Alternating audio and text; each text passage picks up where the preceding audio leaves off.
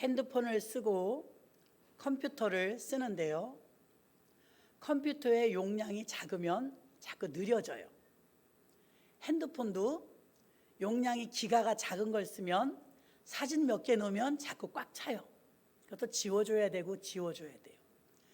저도 그래서 이제 용량이 좀 큰 거 128기가짜리로 바꿨더니 사진이 많이 들어가요. 넉넉히 들어가요. 그러니까 용량이 큰 게 좋더라고요. 사람 머리는 용량이 얼마나 될까요? 사람 머리의 용량은 백과사전 10만 권 이상이 들어간다고 합니다. 그러니까 대단한 거죠. 그러니까 우리의 머리의 용량은 평생 충분히 쓰십시오. 하나님이 넉넉하게 주신 줄 믿습니다. 우리는 아돌프 히틀러를 압니다. 히틀러는 독일 사람인데요. 참 한 세기를 어지럽혔던 사람입니다. 히틀러는 1889년 4월 20일 헝가리 오스트리아에서 태어났답니다. 그는 제1차 세계대전에 참전하여 조국을 위하여 용감하게 싸우다가 그 공로로 훈장을 받았습니다. 전쟁이 끝나고 그는 정치에 입문하여 독일의 최고 지도자에게 반대하여 쿠데타를 일으켰다가 그 죄목으로 감옥에 들어가게 됩니다. 감옥에 들어가서 석방된 그는 나의 투쟁이라는 책을 쓰게 됩니다. 이 책 하나가 얼마나 인류 역사에 나쁜 사상을 심어줬는지 모릅니다. 끔찍한 그의 사고방식은 안타깝게도 20세기의 전체 구도를 바꿔 놓았고 수백만 명의 죽음을 초래하는 장본인이 되었습니다. 히틀러의 어린 시절은 참 불우합니다. 아버지가 일찍 돌아가셔서 새아버지와 어머니와 사는 사이에서 새아버지가 유태인이었다고 합니다. 유대인이었는데 어머니도 맞고 자기도 맞고 학대를 좀 당했는가 봐요. 그러니까 힘이 없고 어리고 나약할 때는 매를 맞았는데 힘이 생기니까 모든 유대인이 원수인 거예요. 어릴 적에 그 상처가 유태인을 600만 명이나 죽입니다. 인류 역사상 초유의 역사죠. 그런데 그 시발점은 아주 미미한 것, 한 가정에서 일어났다는 것이죠. 자기 새아버지에 대한 반감심, 그것이 싹트고 자라다가 자기에게 권력과 힘이 왔을 때 마음껏 칼을 휘둘렀다는 거죠. 그래서 유태인들을 무차별 학살했습니다. 그래서 우리는 그 사건을 많이 알고 있습니다. 이렇듯 사상은 매우 강력한 도구가 되며 좋은 사상도 있습니다. 민주주의를 발전시키고 병의 치료제를 발명하였으며 달에 사람을 보내는 등 위대한 일들도 가능케 했습니다.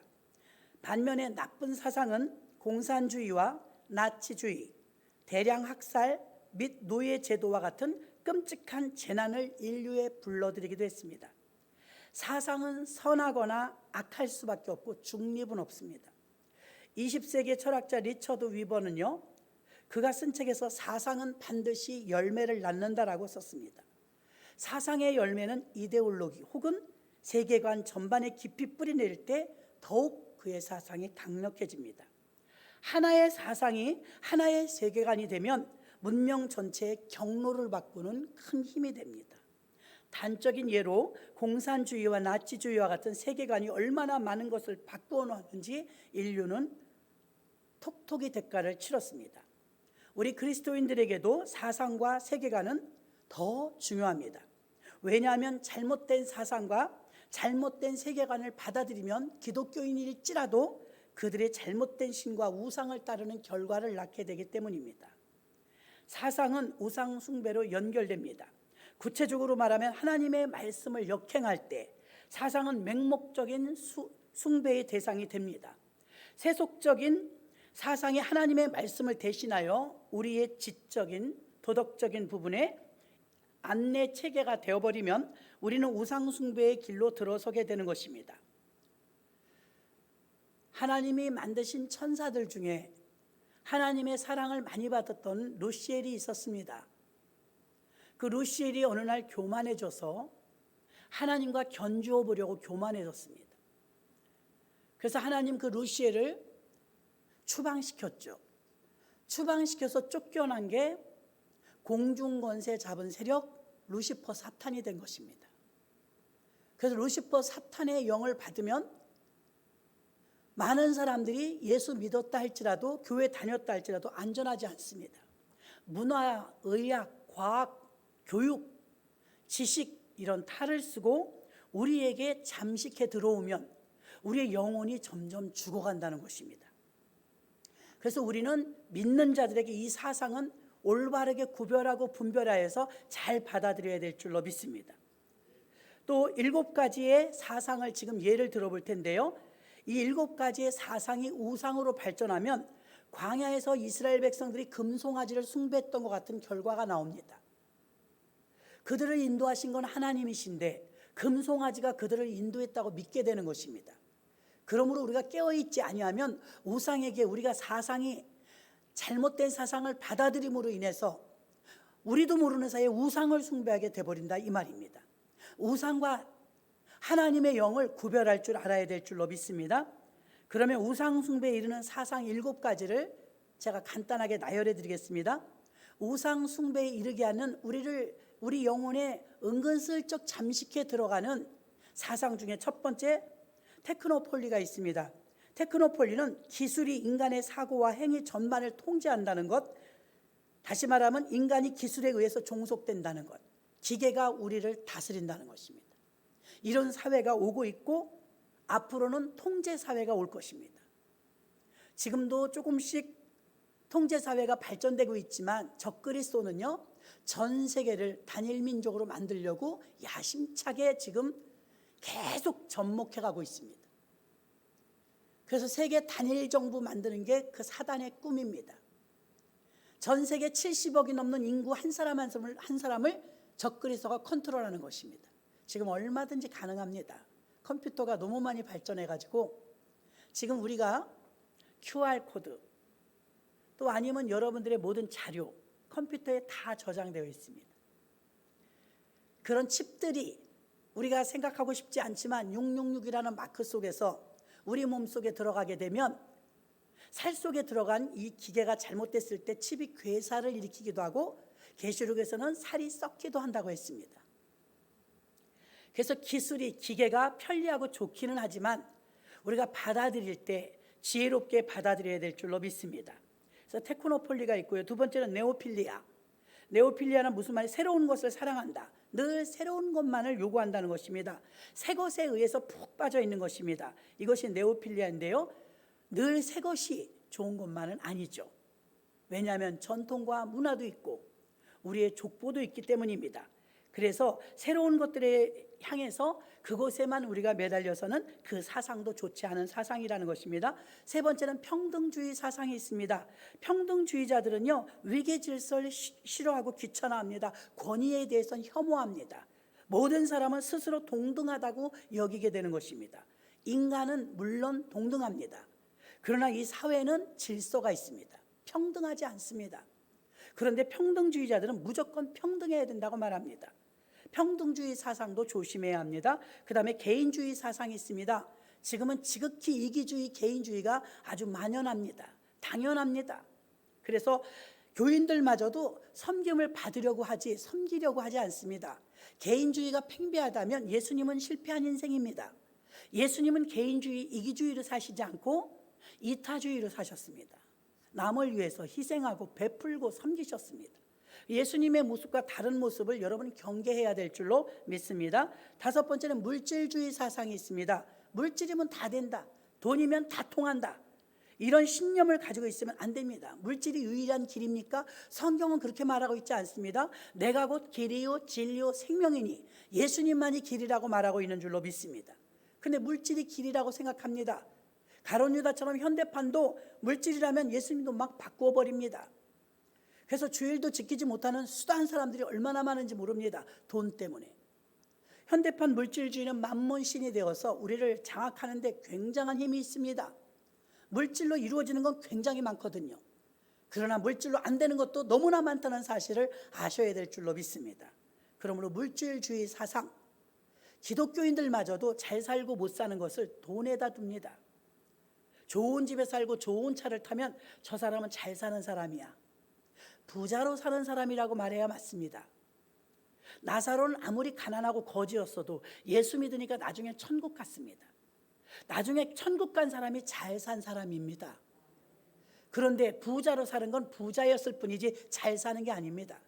우리들마저도 얼마나 우리가 전염되었습니까? 잘 사는 사람 부러워합니다. 그 잘 사는 사람의 기준이 돈 많은 사람 아닙니까? 교회 와서마저도 여러분은 얼마나 우리가 세상에 찌들어 있냐면요, 돈 많이 되고 승승장구 잘 돼야 복 받았다고 생각합니다. 그럼 예수님은 망한 거예요. 예수님은 돈 없었습니다. 예수님은 집 없었습니다. 예수님이 인자도 머리 둘 곳이 없다고 말씀하셔서 편히 쉴 곳도 없었습니다. 그럼 예수님은 실패한 분입니까? 그렇지 않습니다. 돈하고 상관없다는 것입니다.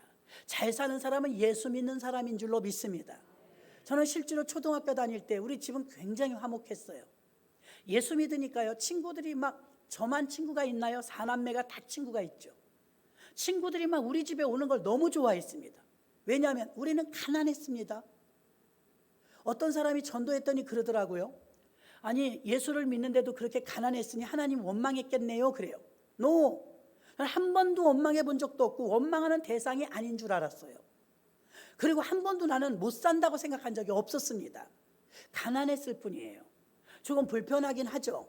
좋은 옷, 좋은 집, 좋은 음식을 먹진 못했어도 화목하고 기쁘고 행복했습니다. 친구들이 우리 집에 오면 너무나 좋아했다는 거죠. 왜 좋아합니까? 화목이 있었고 하나님이 계셨기 때문에 우리 가정은 늘 웃음소리가 그치지 않았습니다. 지금 생각해도 저는 못 살았다고 생각하지 않습니다. 좀 가난했다고는 말을 합니다. 가난은 좀 불편할 뿐이지 행복하지 않지는 않았습니다. 그러므로 여러분, 예수 믿는 사람들마저도 가치관이 돈 있는 사람, 명예 있는 사람, 힘 있는 사람만 좋아해서는 안 됩니다. 가난하고 소외되고 어려워도 그분들이 잘 사는 길로 인도해 주는 것, 예수 믿고 구원받게 하는 길인 줄로 믿습니다. 우리의 가치관은 사람을 볼 때 존재로 여러분이 귀히 여겨야지, 다이아몬드 반지를 끼웠느냐, 몇 cc짜리 자가용을 타느냐에 따라서 여러분이 사람을 구분한다면, 우리도 하나님이 그렇게 기준을 정한다면 우리 하나님 앞에 올바로 설 자가 몇 명이나 되겠습니까? 그러므로 저와 여러분의 기준이 바뀌어져야 될 줄로 믿습니다. 물질주의 사상은 배격해야 됩니다. 6번째는 소비주의 사상입니다. 소비주의. 돈을 사랑하는 것이 일만하게 뿌리라고 했는데, 부가 우리 삶에서 하나님의 자리를 대체할 때 부는 악이 되는 것입니다. 부가 하나님을 대신할 수 없습니다. 만몬신이 무엇입니까? 하나님을 내려놓고 거기에 돈을 넣는 것입니다. 사실은 우리가 살아나가면서 돈은 필요합니다. 하나님은 창세기 1장 28절에 땅에 번성하고 다스리라고 했습니다. 그럼 이 세상을 우리 다스리라고 우리에게 만물의 영장으로 주셨는데 우리가 다스리지 못할 때 많습니다. 여러분, 내 주머니에 5,000원밖에 없는데 길에서 친구를 만났으면 오랜만에 만났어도 밥 먹으러 가자는 소리 못합니다. 5,000원짜리 밥은 없으니까요. 차 한 잔도 제대로 못 마십니다. 10만 원이 내 주머니에 있다면, 지나가다 오랜만에 친구를 만났으면 아유 반갑다고 어디 가서 밥이라도 먹자고 할 수 있으니 돈이 요긴할 때가 많습니다. 그러나 돈이 전부가 아니라는 사실을 여러분이 아시기를 바랍니다. 그 만몬신에게 넘어가면 모든 게 다 돈으로 해결된다. 소비주의, 돈 많이 쓰는 사람이 우월주의적인 마음을 가지고 있다면 그것은 만몬신이 벌써 그 사람 속에 사상으로 자리 잡고 있다는 사실입니다. 그러므로 소비주의도 조심하시기 바랍니다. 마지막 7번째는 상대주의 사상입니다. 도덕적인 상대주의, 객관적인 영역에서 진리를 떼어내 개인의 주관적인 영역에 확실히 옮겨놓는 것. 사사기서의 마지막에 보니까 왜 사사시대가 막을 내리느냐, 그때 이스라엘의 왕이 없으므로 각각 자기의 소견에 옳은 대로 행하였더라, 이렇게 마감하거든요. 사사 말을 안 들어요. 주의종 말도 안 들어요. 누구 말도 안 들어요. 이스라엘이 암흑기가 올 때 보니까, 깜깜해질 때는 보니까 자기 의견 주관이 최고예요. 자기 주관. 우리는 세상에서 배울 때도 주관이 뚜렷해야 된다고 말합니다. 흐지부지한 사람보다는 주관이 뚜렷한 사람이 좋지요. 그런 주관을 말하는 게 아닙니다. 내 주관이 주인인 양, 하나님의 바라보신 하나님의 입각한 주관이 아니고 세계사적인 세계관의 주관이 아니고 내 주관은 위험합니다. 고립됩니다. 그래서 상대주의 사상도 위험합니다. 하나님 우리 개인의 선호도에 따라서 변덕스럽게 우리를 결정하도록 만들지 않으셨습니다. 우리에게는 7가지 이 사상을 신세대라고 무분별하게 받아들여서는 안 될 것입니다. 우리 모두는 하나님 중심의 세계관을 역행하는 부분이 있다면 그러한 사상은 거부할 줄 알아야 될 줄로 믿습니다. 하지만 이러한 생각이 말처럼 쉽게 이루어지진 않습니다. 종종 잘못된 사상이 매우 흥미롭고 교묘한 포장에 의해서 우리에게 다가오고 있기 때문에 그 배후에는 사단이지만 우리를 유혹해서 하나님 말씀을 자연스럽게 거역하며 그 사상들을 받아들이게끔 과학적으로, 물리적으로 또 논리적으로 우리에게 다가올 때 우리는 그 거대한 사단을 알아보지 못할 때가 많습니다.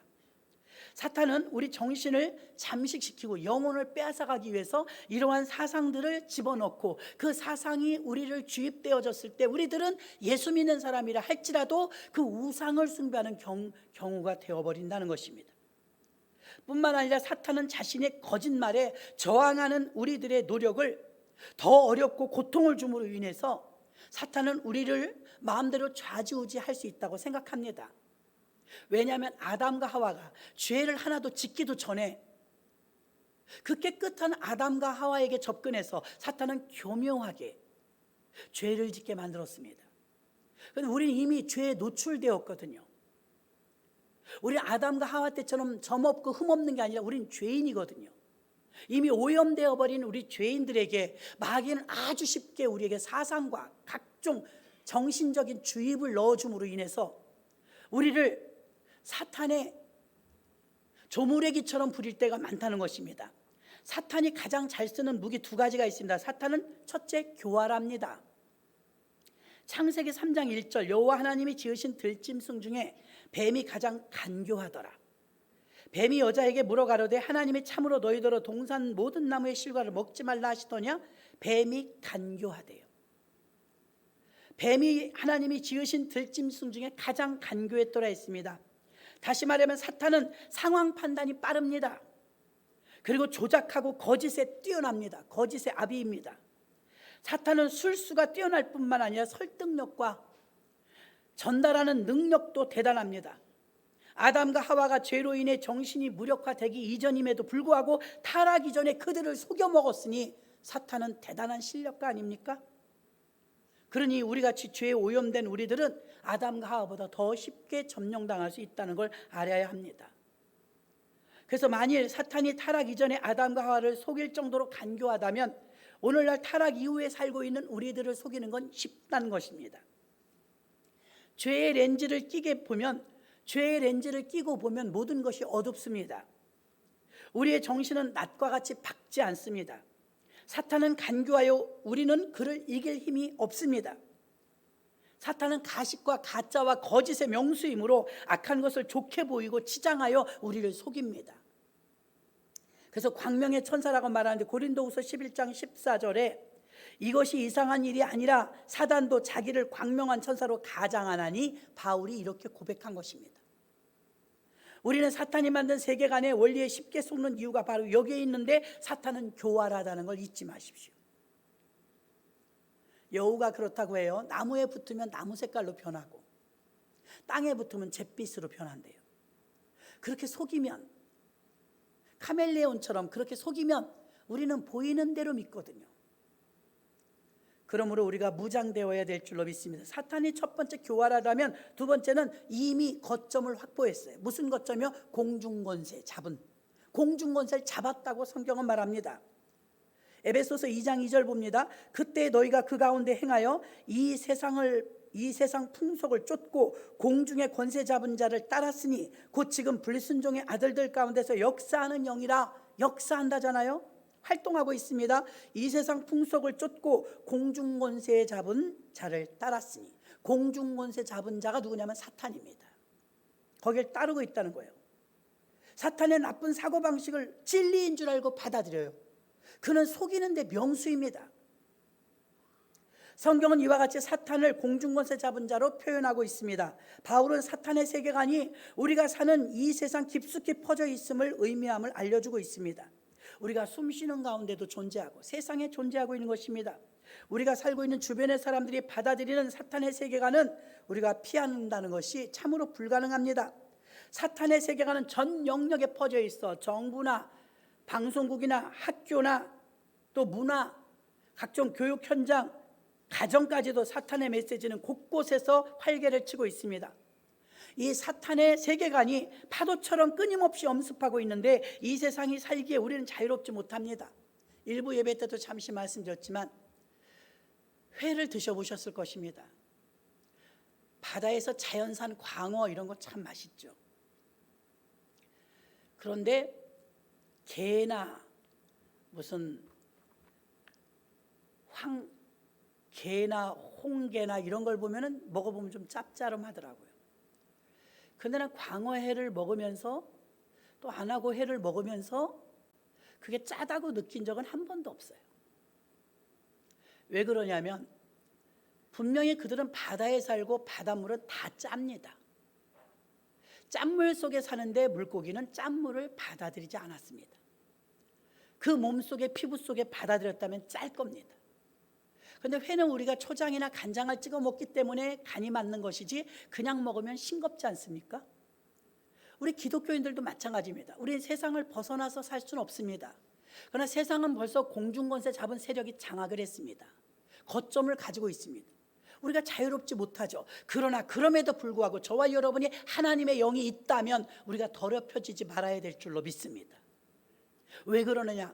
물고기가 자기 몸속에 짠물을 받아들이지 않고 그 세상에서 헤엄을 치면서 살지라도 구별됐던 것처럼 그리스도인은 세상에 아무리 타락해도 구별돼야 될 줄로 믿습니다.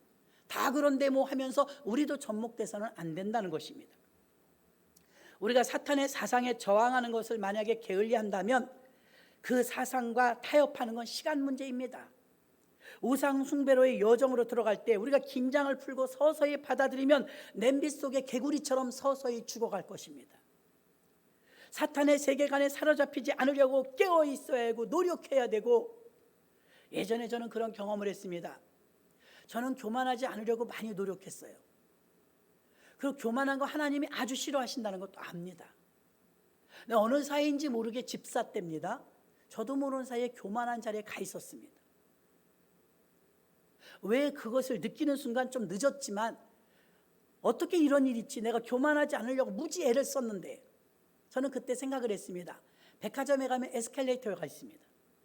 에스컬레이터에 올라타기만 하면 내 의지와 상관없이 쭉 올라갑니다.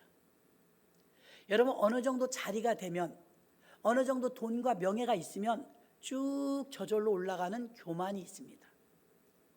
의지를 가지고 내가 이걸 느끼면서 거슬러 내려가면 에스컬레이터가 올라가도 나는 내려갈 수 있습니다. 그러니 얼마나 힘듭니까? 예수 믿으면서 여러분, 우리가 자의적으로 계속 깨어 있으면서 주변을 살펴야 내가 올라가고 있는지 내려가고 있는지 알게 되는 것입니다. 그만큼 깨어 있는다는 건, 살아있는 연어는요, 그 폭포를 거슬러 올라가느라고 죽을 고생을 합니다. 그리고 끝내는 그 폭포를 올라가죠. 죽어있는 물고기는요, 그냥 흘러가는 대로 떠내려갑니다. 아무 의욕도 힘도 없습니다. 예수 믿는 우리들은 이 세상이라는 거대한 파도 속에 살아있는 물고기와 같아야 될 줄로 믿습니다. 그렇게 힘쓰고 애쓰며 깨어 있어야 합니다. 이 고생이 언제까지냐? 주님 오실 때까지, 이 세상 끝날 때까지만 수고하시면 영원한 천국의 주인공이 되는 줄로 믿습니다. 이 세상에 동화되는 것으로부터 벗어나기 위해서 우리가 직면한 과제가 있습니다. 바울은 이렇게 말합니다. 로마서 12장 2절, 너희는 이 세대를 본받지 말고, 할렐루야, 이 세대를 본받지 말래요. 오직 마음을 새롭게 함으로 변화를 받으라. 이 세상에 살지만 구별되어, 이 세상에 살지만 이 세상을 닮지 말라는 것입니다. 그것이 구별된 사람인 줄로 믿습니다. 그렇다면 우리가 이런 사상을 받아들이지 않고 사탄의 이 전략을 어떻게 해야 우리가 막아내고 이길 수가 있을까요? 오늘 본문은 자세하게 말하고 있습니다. 전신갑주를 입으라 그랬습니다. 전신갑주가 무엇입니까? 로마의 철갑옷입니다. 머리끝부터 발끝까지 꽁꽁 막아버린 철갑옷입니다. 전신갑주를 입으면 무장태세가 되는 것이죠. 전신갑주 중에서 머리에 구원의 투구, 흉배, 허리띠, 신발, 방패, 이 모든 것들은요, 방어용입니다. 방어용. 그런데 우리 예수 믿는 사람이 이리 피하고 저리 피하고 방어만 해갖고는 안 됩니다. 하나님은 우리에게 공격을 하라고 말하고 있습니다. 오직 유일하게 전신갑주 중에 마지막 절에 나오는 말씀, 하나님께서 우리에게 주신 말씀의 검, 성령의 검, 이 검 하나만 공격용인 줄로 믿습니다. 그래서 여러분은 요한계시록에 보십시오. 말씀을 읽는 자와 듣는 자와 행하는 자가 복이 있도다 있습니다. 성경을 읽으라고 하는 이유가, 쓰라고 하는 이유가, 또 행하라고 하는 이유가 여기에 있는 것입니다. 말씀을 모르면 이단에게도 넘어가고 사상에게도 넘어갑니다. 자그마한 유혹에도 넘어갑니다. 말씀을 모르기 때문이죠. 말씀을 가지면 말씀이 검이 되는 것입니다. 그래서 여러분들은 공격용으로 크리스천이라면 전신갑주를 입을 뿐만이 아니라 방어를 하면서 동시에 공격도 해야 될 줄로 믿습니다. 공격은 성령의 검, 말씀을 가지라. 아멘. 여러분 말씀을 가까이 하시기를 바랍니다. 그래서 크리스천인 우리는 영육간에 무장하여 전 영역에서 전쟁에 참여하도록 부름받았는데, 전쟁에 돌입하려면 우리는 승리를 위한 계획이 있는데 그 계획이 오늘 본문의 말씀이라는 것입니다. 전신갑주로 무장되라는 것입니다. 하나님이 우선순위가 되는 사람, 은혜가 충만한 사람, 이 전신갑주는 성령 충만을 말하고 있는 것입니다. 성령이 충만하면 전신갑주로 입혀진 줄로 믿습니다. 진리의 성령이 오시고 노아의 시대 때 시집가고 장가가고 사고 팔고 타락하고 죄짓고 하나님이 사람 지으셨음을 한탄할 정도로 죄악이 관영했습니다. 죄악이 꽉 찼어요. 보다 못해서 하나님이 사람 지으셨음을 한탄하사 홍수를 40일 동안 주야로 내려서 다 쓸어버리기로 작정하셨습니다. 내가 새 세상을 만들리라. 그리고 이제 다 죄짓고 악한 사람들이 드글드글한 가운데 성경은 이렇게 말합니다. 그러나 노아는 하나님의 은혜를 입었더라. 아멘. 그러나 지금도 세상이 많이 타락했습니다. 죄악이 관영합니다. 그러나 지금도 하나님의 은혜를 사모하는 자가 있는 줄로 믿습니다. 마지막 시대는 어두우면 어두울수록 빛이 더 빛나는 것처럼 어두울수록 은혜는 더 커서 남종과 여종에게 말세에 물 붓듯이 성령을 부어주신다고 약속하신 줄로 믿습니다. 그러므로 저와 여러분들이 은혜를 사모해야 될 줄로 믿습니다. 에베소 교회를 담임했던 바울의 뒤를 이었던 에베소 교회의 2대 담임 목사님은 디모데였습니다. 바울에 비하면 디모데는 연약하죠. 그런데 디모데에 대한 기록이 디모데 전후서에 나옵니다. 뭐라고 나옵니까? 디모데는 은혜 속에서 강하고, 이런 대목이 나옵니다. 그의 어머니 유니게와 그의 외조모 로이스의 그 속에서 속으로 내려와 은혜 속에 강하다, 이런 내용이 나옵니다. 그러면 디모데도 어떤 강함이 있었느냐? 은혜의 강함이 있었다는 것입니다. 마지막 이렇게 정말 타락하고 죄악이 관영할 때 우리의 가장 큰 힘은 성령 충만한 은혜인 줄로 믿습니다. 은혜가 충만하게 우리를 채워지면 그 은혜가 생명수와 같이 넘쳐서 악한 세력을 이길 수 있는 능력이 나오는 줄로 믿습니다. 그러므로 방주를 지었을 때 많은 사람들이 방주를 짓고 마지막 때를 심판을 준비하지 못했는데 노아는 은혜 받으니 방주를 준비했습니다. 그리고 전신갑주를 취하는 것도 마찬가지입니다. 은혜가 충만하면 성령 충만하고, 성령이 충만하면 은혜가 충만하니까, 은혜가 충만하면 전신갑주가 취해진 것으로 인하여서 엉뚱한 사상을 받아들이지 않고 우상과 절교하고 우상을 섬기지 않음으로 말미암아 악한 세대에 살아남을 수 있는 유일한 길은 은혜인 줄로 믿습니다. 은혜가 뭘까요? 카리스라고 하는데요, 값없이 주는 선물입니다. 은혜는 돈 주고 사는 것도 아니고, 은혜는 뭐 많이 노력해서 되는 게 아니라, 은혜는 하나님을 전적으로 의지할 때 주시는 선물입니다. 할렐루야. 하나님을 얼마나 1순위, 우선순위에 내가 하나님을 우선순위로 둘 때 하나님은 우리에게 은혜를 주십니다. 요한복음 1장 16절, 우리가 다 그의 충만한 데서 받으니 은혜 위에 은혜더라. 아멘. 성령 충만하면 은혜가 따라오는 거예요. 아멘. 여러분도 성령 충만하셔서 은혜 속에 사시길 주의 이름으로 축원합니다. 은혜가 떨어지면 증상이 있어요. 불안합니다. 초조합니다. 두렵습니다. 실망과 좌절이 옵니다. 걱정과 근심이 있습니다. 여러분 교회 다녀도 이럴 수 있습니다. 이럴 땐 은혜가 지금 떨어지고 있는 거예요. 목사님 그럼 어떻게 하면 될까요? 은혜가 떨어지면 기도하면 됩니다. 여러분 아무리 내가 벤츠차를 가지고 있다 할지라도 기름 없으면 그거 아무 소용 없습니다. 맡으지만도 못합니다.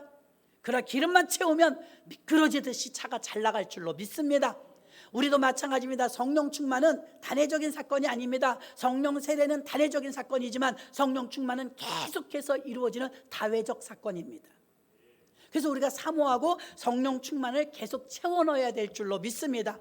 그러면 은혜가 떨어지면 나타나는 증상, 불안합니다. 두렵습니다. 실망과 좌절이 옵니다. 걱정과 근심이 옵니다. 그러면 어떻게 하느냐? 그때는 은혜가 떨어진 거니까 채워야 될 줄로 믿습니다. 채우는 방법은 기도입니다.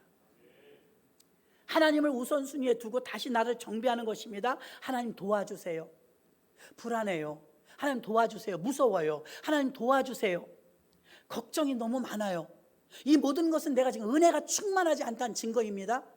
아무것도 없어도 다윗을 보십시오. 10년 동안 도망자 생활을 하고 광야에서 매일 사울왕과 압살롬을 피해서 도망다니던 그가 이런 시를 씁니다. 여호와는 나의 목자시니 내게 부족함이 없으리로다. 아멘. 부족함이 없어요? 맨 부족한 거 투성이죠. 근데 하나님 한 분을 모시니까 부족한 것이 없는 것입니다. 이러한 건 은혜인 줄로 믿습니다. 은혜 충만, 성령 충만 받으면 돈이 우리를 좌지우지하지 못합니다.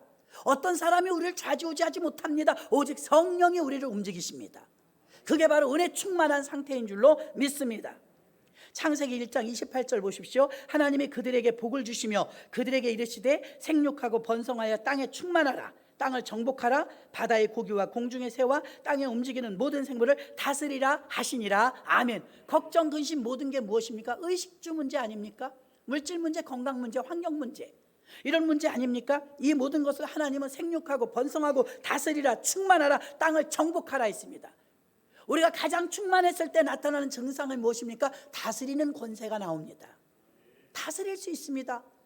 우리가 하나님이 만물의 영장으로 만들어 놓은 큰 코끼리도 사자도 곰도 다 가지고 놀듯이 다스리지 않습니까? 힘으로 싸운다면 900kg, 1000kg 되는 동물을 우리가 어찌 이기겠습니까? 치타처럼 빨리 달리는 걸 우리가 어찌 이기겠습니까? 그러나 우리는 다 다스리고 삽니다. 하나님께서 우리에게 다스리는 권세를 주셨기 때문인 줄로 믿습니다. 동물보다 우리는 월등한 것이 없어요. 그럼에도 불구하고 우리는 동물을 다스립니다. 하나님이 우리를 그렇게 만들어 놓으셨기 때문입니다. 그러므로 원래의 모습대로 우리가 성령에 충만하고 은혜가 충만하면 모든 세상을 두렵지 않게 다스릴 수 있는 권세가 오는 줄 믿으시기를 바랍니다. 전혀 재산과 상관없이, 내 배운 것과 상관없이 당당합니다. 무엇 때문에요? 하나님을 1순위로 섬기는 자에게 은혜가 임하니 그 은혜가 내게 있으니까 당당한 것입니다. 내 안에 계신 하나님 때문에 힘이 있는 줄 믿으시기를 바랍니다. 감사하게도 성경에서는 우리에게 그러한 계획을 미리 보여주셨는데 매우 간단합니다. 하나님은 우리가 이 세상의 사상과 풍조에 저항할 것을 명령하셨는데요, 그러려면 분별력이 중요합니다.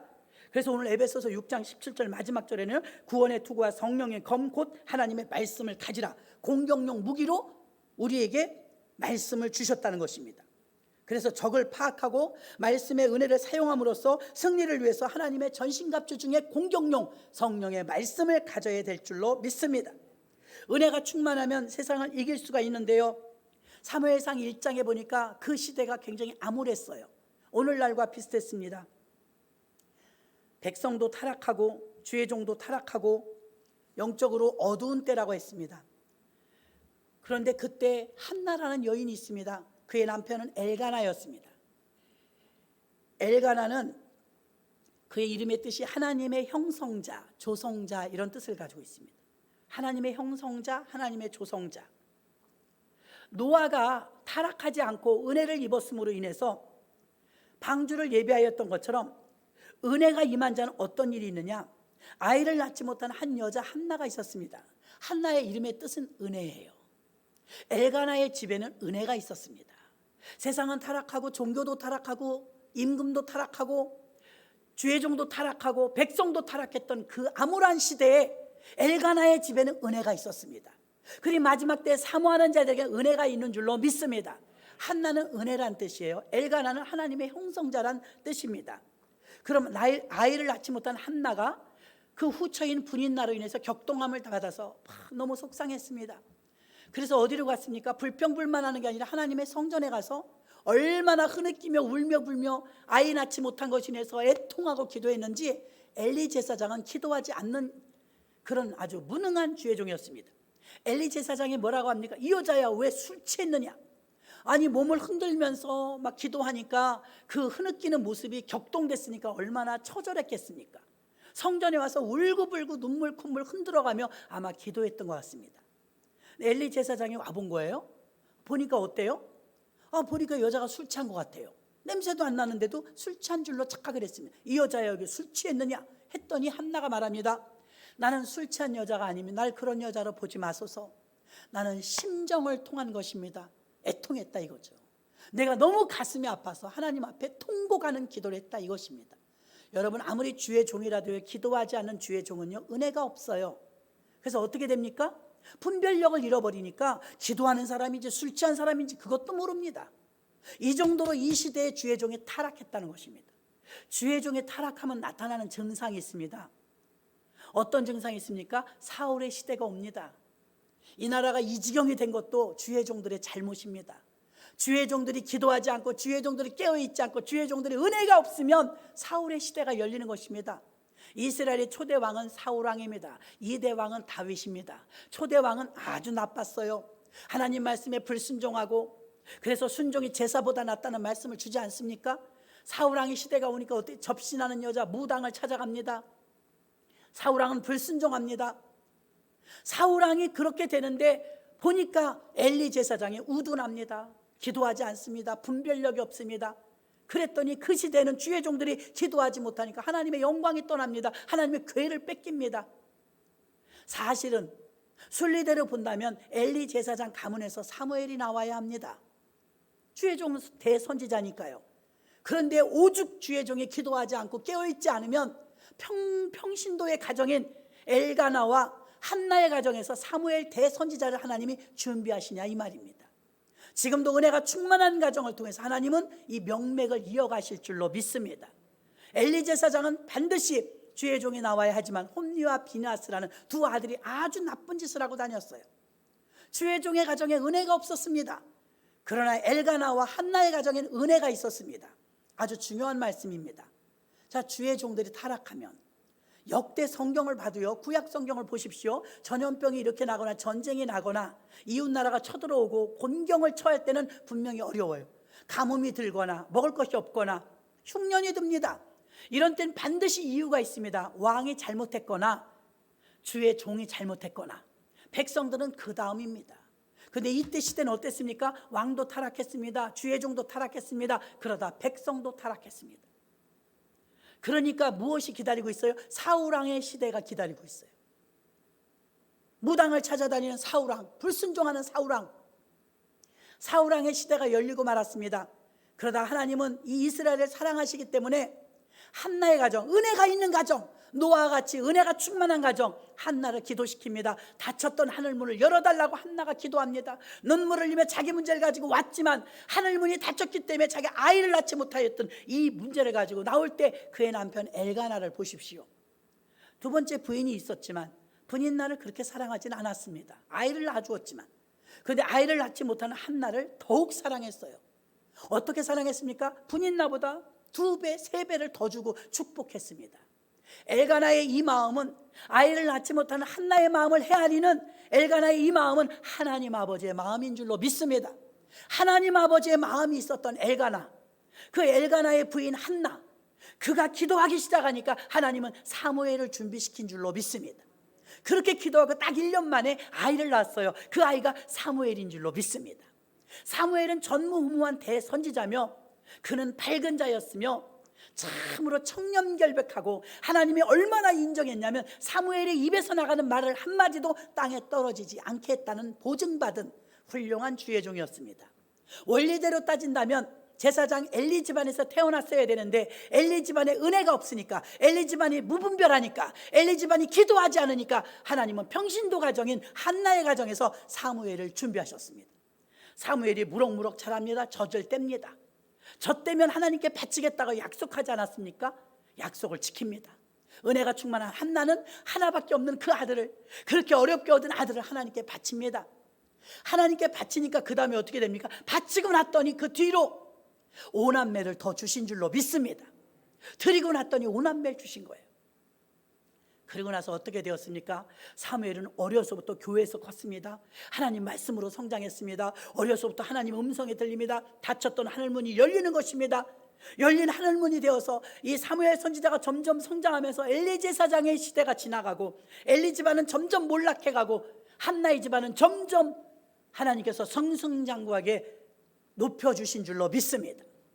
그리고 사무엘은 기도의 종이 되었습니다. 사무엘이 한 말 가운데 유명한 말이 있습니다. 나는 하나님 앞에 기도를 쉬는 죄를 범치 않겠습니다.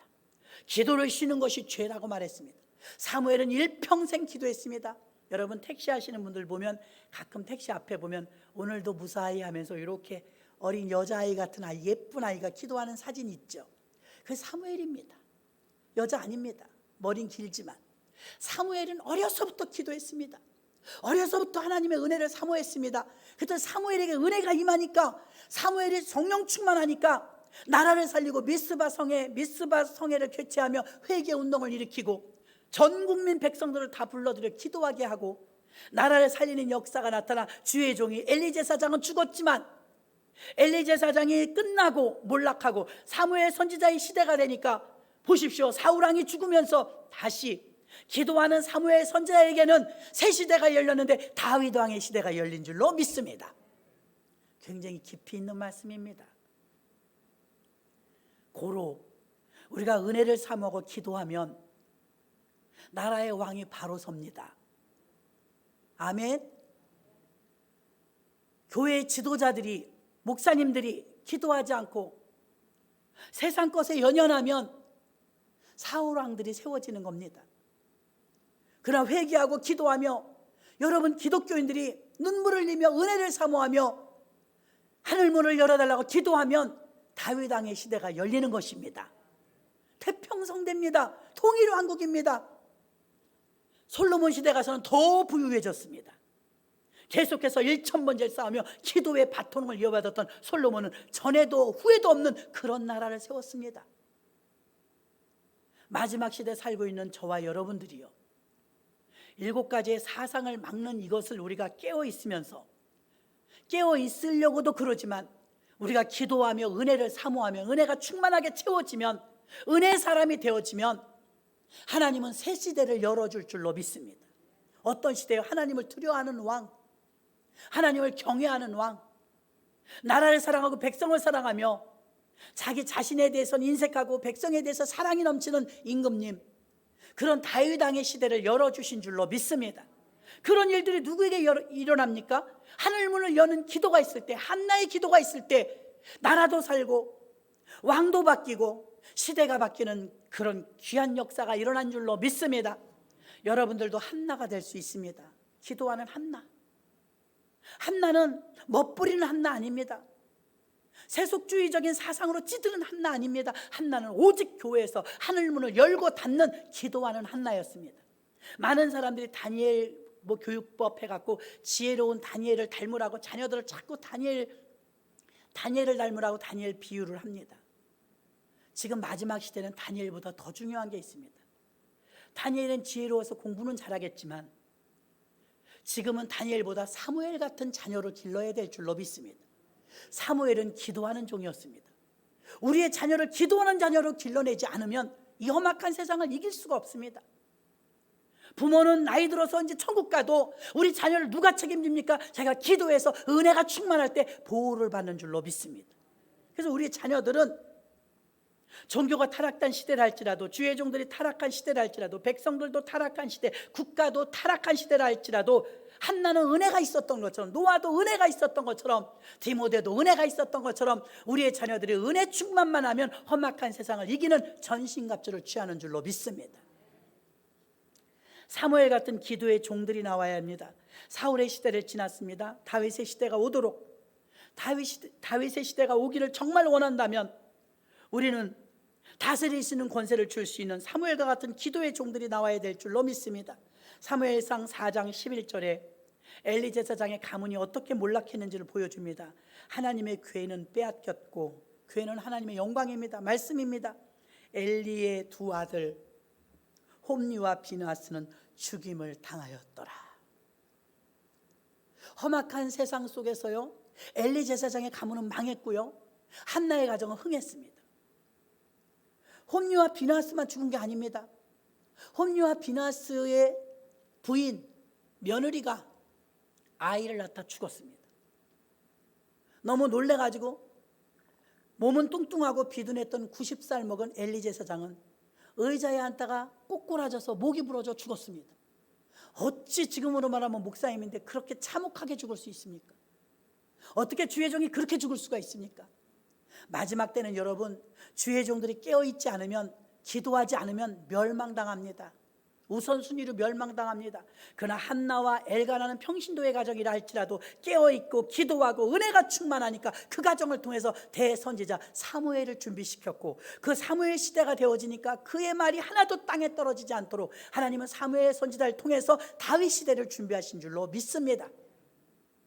우리도 그렇게 기도해야 될 줄로 믿습니다. 한나처럼. 이스라엘의 종교 타락과 우상의 불법, 사상의 시대에 분별력 있는 사무엘과 같은 기도의 종이 나오니 다윗의 시대가 왔습니다. 엘리 제사장의 가문이 망할 때 엘가나의 집안은 흥했습니다. 한국 교회를 무너뜨리는 위기의 때, 이데올로기 사상과 동성애, 죄악이 어지러운 이때, 공의와 정의와 하나님의 영이 충만한 사무엘과 다윗과 솔로몬과 같은 하나님을 높이는 지도자들이 이 땅에 세워져서 한나 같은 은혜 받은 자들의 기도가 있었을 때 닫혔던 하늘문이 열리고 새 시대가 오는 줄로 믿습니다. 여러분도 은혜 받고 기도하여 새 시대를 준비하시기를 바랍니다. 우리의 자녀들을 사무엘 기도법을 가르쳐서 기도를 쉬는 죄를 범치 아니하도록 승리하시는 저와 여러분 되시길 주의 이름으로 축원합니다.